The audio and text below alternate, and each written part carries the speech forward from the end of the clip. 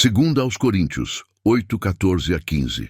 Mas para a igualdade, para que neste tempo presente a vossa abundância possa suprir a falta deles, para que também a sua abundância supra a vossa falta, e haja igualdade. Como está escrito, o que muito colheu não teve sobras, e o que pouco colheu não teve falta. But by an equality. What does equality mean? That means all are equal. But by an equality, that now at this time your abundance may be a supply for their want, that their abundance may be also may be a supply for your want. So those of you in need and those of you who have. And if those of you who have, use what you have to help those who need. And vice versa. So that there may be equality. So all have equal. As it is written, he that had gathered much had nothing over, and he that had gathered little had no lack. So think about this. And this is the message the Lord gave me years ago about this subject. As if two people went into an orchard to gather apples, and one of you had a lot of energy, and you're very tall, and you had a bucket, and you filled that bucket plumb to the rim with all these apples. But your friend was short, and he didn't have a lot of energy.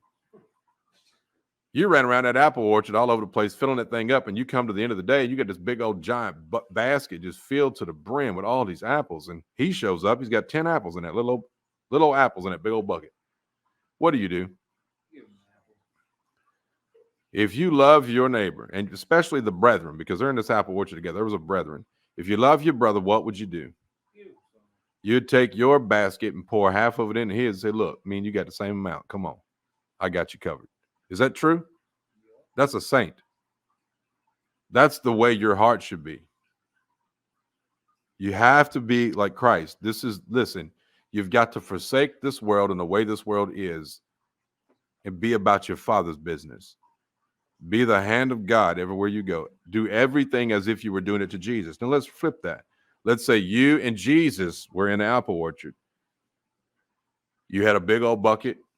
Same thing. You got all this energy. You're all over this place filling that thing with all these apples. And at the end of the day, you come to the edge of the apple orchard and you have, 200 apples in this big old bucket.